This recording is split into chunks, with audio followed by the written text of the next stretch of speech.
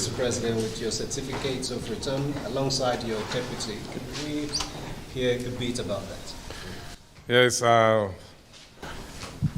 coming here today to meet with Mr. President is to express my gratitude to him as the leader of the country and of our party for providing enabling environment for everyone, a level playing ground, and to also, as leader of our party, to present my certificate of return to him. Haven't gone through the election, and with the outcome that I returned myself and the deputy with an unprecedented figure that no governor in Ondo State election has ever gotten. And it spread also across the 18 local governments of the state. Congratulations. Winning the entire 18 local governments. So it's a thing of joy. So both of us, myself and the deputy governor, were overwhelmed with joy and with gratitude to the good people of Ondo State, to leadership of our party, my brother governors, the media as well for reporting, having a balanced reporting of the entire activity, the Observer, the CSO, and everyone, that the critical stakeholders that were on ground during the election, the security agencies, everyone played their role. And we had a very, very credible, transparent, and conclusive election. So I'm so glad. What will you be infusing in governance? Good governance, of course.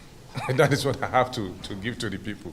Good governance, for them to have dividend of democracy, touching every sector of the society. And that is exactly what we'll be doing. Don't forget that I'm not just coming in as a fresher. I'm a sitting governor who has been on the saddle for the past 10 months. And the people have seen what we have been able to do within 10 months. And one of the reasons they came out en masse to vote for our party, APC. What will you be the opposition in the state?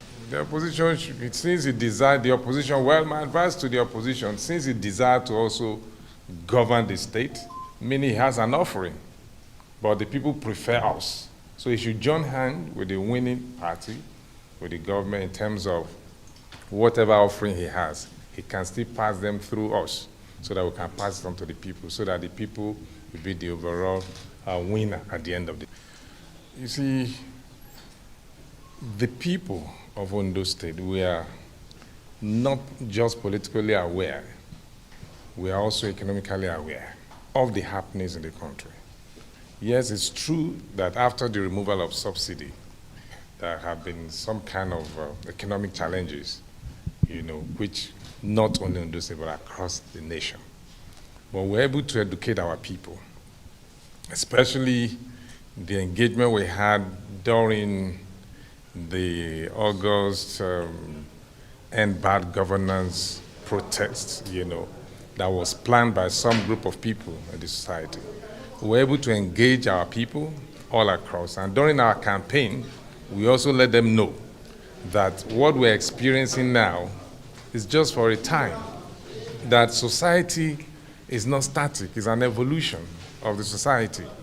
And giving examples of maybe in 1982, when I was a just school cert holder, I got a job at a school assembly plant, one of the examples I gave them, and the minimum wage at that time was 125 naira in 1982. And with that, you can afford a lot of things. But today, the minimum wage is 70,000. It's an evolution.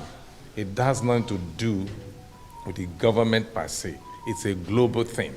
Society evolves, and the evolution brings about different issues, and that is what we need to deal with. And we try to educate our people that the only thing we need to do now is to look for a way to earn more so that we can meet up with the cost of living. How do you earn more? By engaging, for example, the organized labor says the initial minimum wage it's not enough anymore to meet up with the current situation. They demanded for an increase, which after negotiation was given 70,000. So other people, for example, cocoa in Ondo State, we are the major grower of cocoa in Nigeria. About a year ago, a ton of cocoa is about 2.5 million, about $1,000. But today, a ton of cocoa that is being grown on our soil is about $10,000, which is about almost 17 million naira. So they are earning more.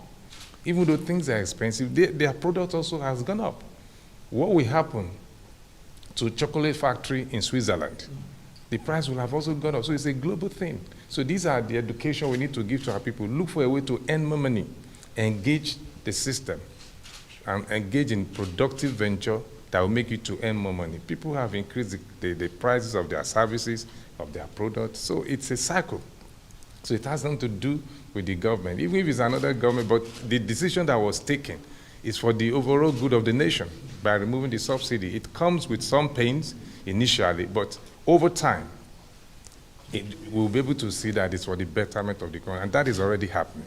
And that is why we could win 18 local governments across board.